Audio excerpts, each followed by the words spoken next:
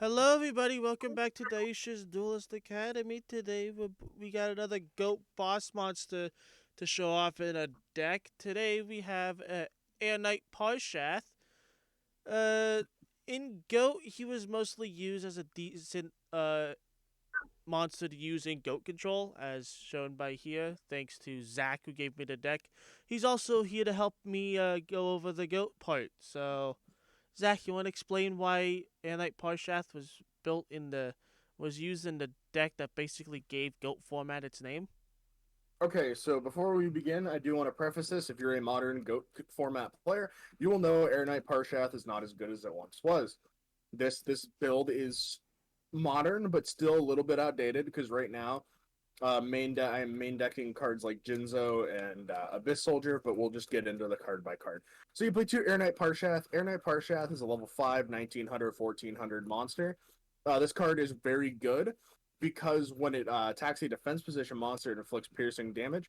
And at any point, if Parshath does damage, you get to draw a card. It produces card advantage. Why Air Knight Parshath is not good as it once was is recently Gravekeeper's Spy has shot up in popularity. Next, we have the Azure Priest. Azure Priest is just there for the Goat Mirror match or the Recruiter match because Azure Priest can attack every monster on the field once. Of course, we have the staple boss monster of pretty much every deck. We have BLS. We have Blade Knight in this deck is another monster to be aggressive, plus it's a light 4 BLS. Next, we have Breaker. Breaker does break the back row. And then we have DD Warrior Lady. DD Warrior Lady is spot removal in this deck, which this deck has a decent chunk of spot removal because of Thousand Eyes Restrict in the extra deck, which we'll talk about later. Next, we have Dekoichi, the Battle Chanted Locomotive. He's a very simple card. When he's flipped, you draw a card. And though we're not playing Bakoichi, if you want to build a meme Bakoichi thing, you can draw more cards. Next, we have Kaiku the Ghost Destroyer for the Chaos matchup. That Kaiku is supposed to be in front of the Dekoichis, but you know what? It's fine. Dueling Book be Dueling Book. Next, we have Magical Merchant. Merchant is a flip monster that lets you excavate cards from the top of your deck until you hit a spell or trap, and then you get to add it to your hand. Magician of Faith is obviously your spell recycling because Magician of Faith is a bonkers card. Next, we have the Sangan, which is just your search. Next, we have the all-powerful Sinister Serpent and Tribe Infecting Virus. Sinister Serpent's extremely versatile in this deck because of Metamorphosis, because we can meta that into a Thousand Eyes Restrict. Next, and lastly, the last two monsters in the deck are Tsukiyomi, which are integral to your Thousand Eyes Restrict block. Because Tsukiyomi is when it's normal summoned, you can book a monster on the field, including your own Thousand Eyes Restrict. Then you flip it back up and you take your opponent's monster. Onto the spells, we have Double Book of Moon. This helps you push into that same sense. Book of Moon can also be used as an offensive card or a defensive card. Next, we have Delinquent Duo, Graceful Charity, and then, of course, Pot of Greed's not there for some reason, but you know what? It's fine. Thank you, Lawrence. Now we Hold on, now Zach. Sorry about that. Had a disturbance. Zach, continue on. You that part agreed, I believe. Pot of Greed, don't know what it does. Heard it was good. Heavy Storm destroys all the back row. Metamorphosis is going to let you fusion summon a bunch of monsters. MST for standard back row removal. Double Nullman across that to counteract those flip monsters. We got Premature Burial to bring back your big boys. Of course, we have the namesake of the format, the Scapegoats, which are going to fuel your Metamorphosis and be a defensive card.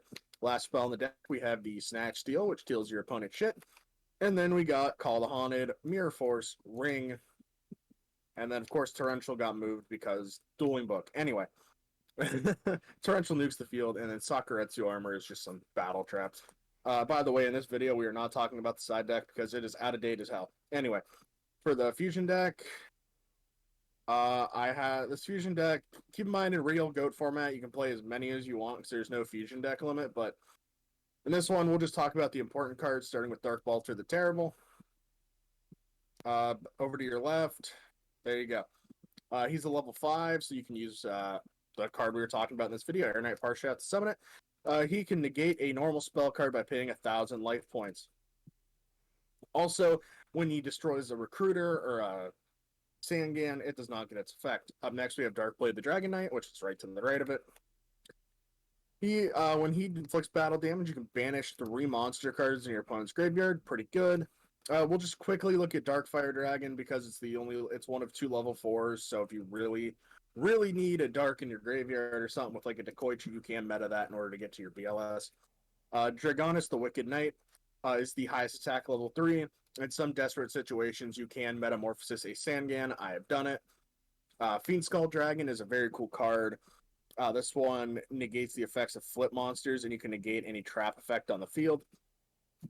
Gatling Dragon is, you're very rarely going to summon this, because usually when BLS hits the field, you win. But if it is a game state where you can meta your BLS in order to summon Gatling Dragon, which can pop up to 3 monsters on the field. Do keep in mind, if your opponent has 2 and you flip 3 heads, you will have to destroy one of your own monsters. Ojama King's just funny. You won't make it very often, but he can lock up opponent zones with goat tokens and really screw them over. If they have Scapegoat, Reaper on the Nightmares, just big Spirit Reaper. You won't make it very often. Ryu Senshi is absolutely insane. It's a trap negator. Blast Warrior is just a lockdown card. Again, you will very rarely make this, but if you snatch steal a level 7, you might be able to. Most commonly, Blast Warrior will be summoned off of Fuseler Dragon or that. I can't think of another level 7 at this moment. Had to think of what Jinzo was for a second. Those are 6. Thousand Eyes Restrict. This is the best fusion monster in GOAT, arguably. He lets you take your opponent's monster, and then monsters on the field cannot change their battle position, which in turn turns into the Restrict lock. And then last but not least, in the deck, we have the King Dragoon. Same idea with Last Warrior. He's a 7 who cannot be targeted.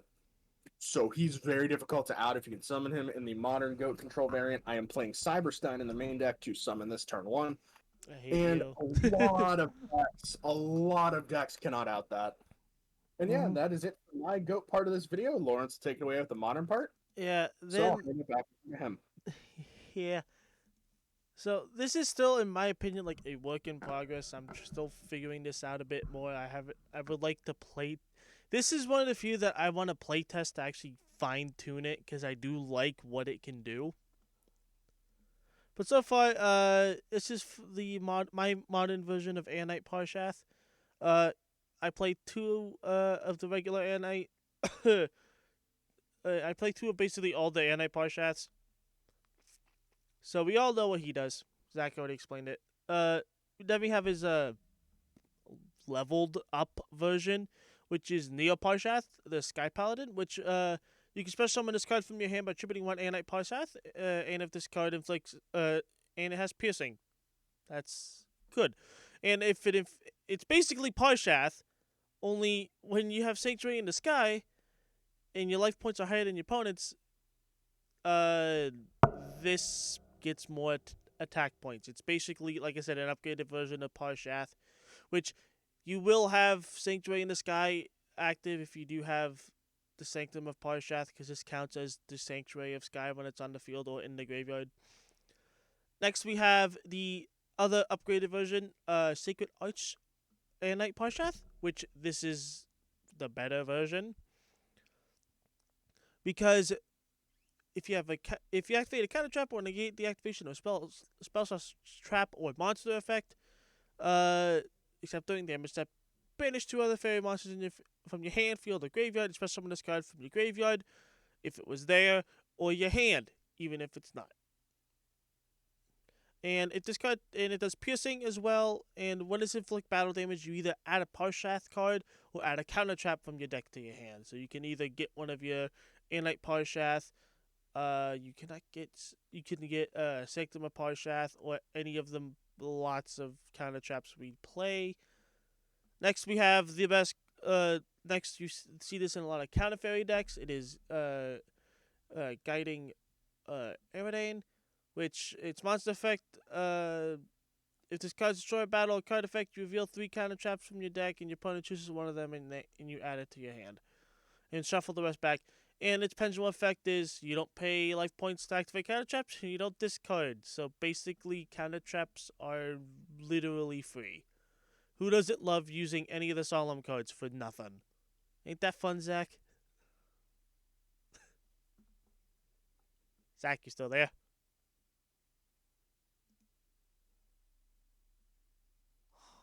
Huh. He's probably stepped away. That's fine. Next, we have Minerva, Skull of the Sky, which when you activate a counter trap, this gains 500. After it resolves, this gain 500 attack. And if Sanctuary in the Sky is on the field, you add a counter trap with a different name from your graveyard to your hand, basically recycling your counter traps after you use them. Next, we have Bountiful Artemis. Is basically Hey, when you activate a trap card, counter trap, after it resolves, draw a card. Not much per turn. Then you have Mariel's Sage of the Sky, which is affected after a counter trap is resolved. You gain 1,000 life points, and if you control Sanctuary of the Sky, you destroy one card your opponent controls. Really cool. Next, you have Nova Summoner, which to destroy a battle, you basically special summon a light fairy monster with 1,500 or less, which basically is just himself at the present moment. Or if you have Sanctuary in the Sky, you special summon Iredane Parshath, which is really nice. Next, you have Draw Support, which is part of Extravagance, which banish 3 or 6 face down cards from your extra deck, which I will let you know. You can fill it up with whatever, but this is the 6 that I know I'm going to play. Like I said, still work in progress. You could probably fill this up with any other, synchro monsters you can possibly. Actually, no, you can't even do any synchro. You fill it up with, links or stuff like that. Or just whatever you like, because, doesn't matter. Next, you have the Sanctum of Parshath, which, like I said before, it becomes Sanctuary of Sky when it's on the field or in the graveyard. And fairy monsters you control gain 300 attack and defense. And your set spell traps cannot be targeted or destroyed by card effects. And once per turn, you can target a total of 3 fairy monsters or counter traps with different names from your graveyard. Place them on top of your deck in any order. Recycling. Next, we'll go over the counter traps. You play 3 Solemn Strikes, 3 Judgments, 3 Warning.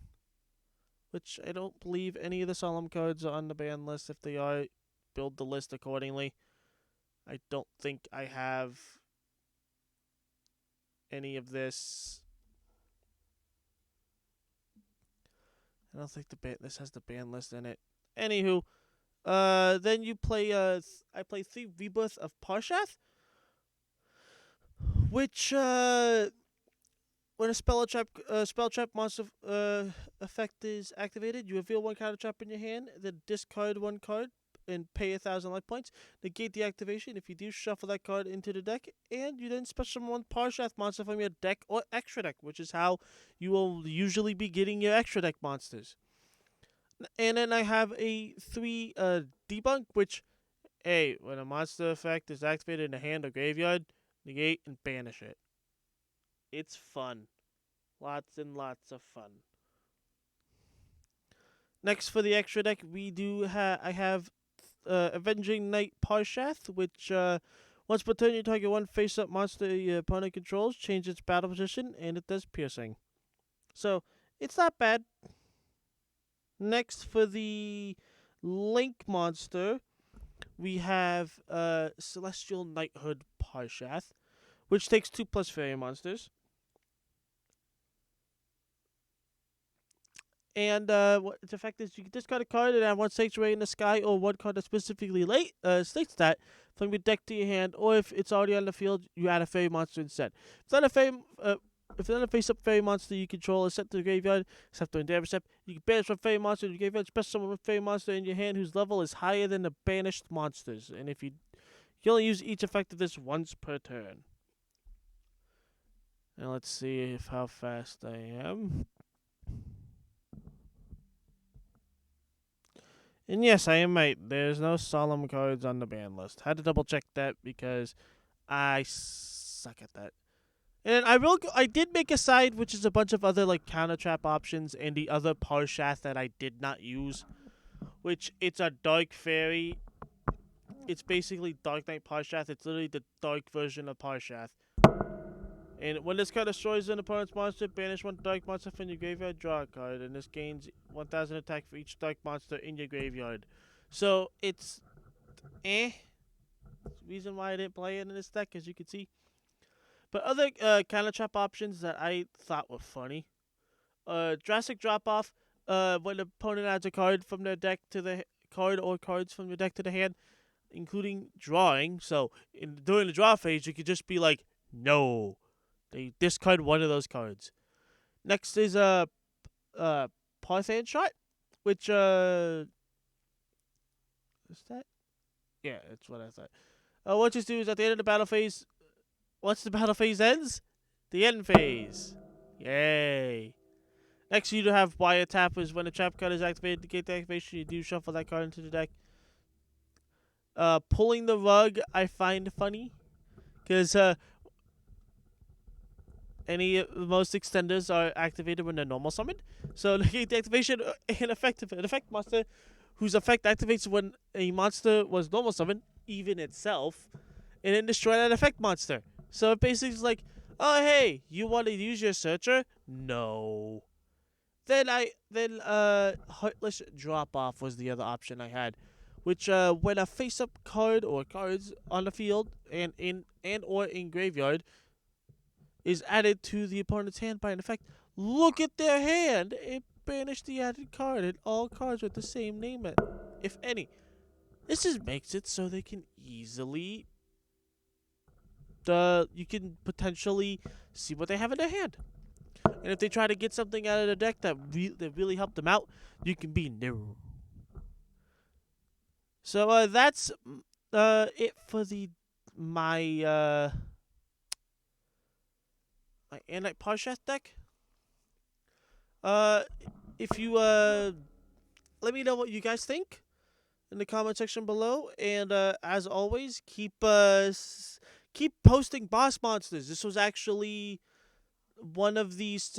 This was a suggested boss monster from the Jinzo deck, courtesy of TheRealJinzo, which I will link him down below for giving me the amazing idea to do Untitled Parshath, because that wasn't on the list me and Zach made. So yeah, link to Zach's channel down below as well, and like, comment, subscribe, and I will see you all next time. Peace.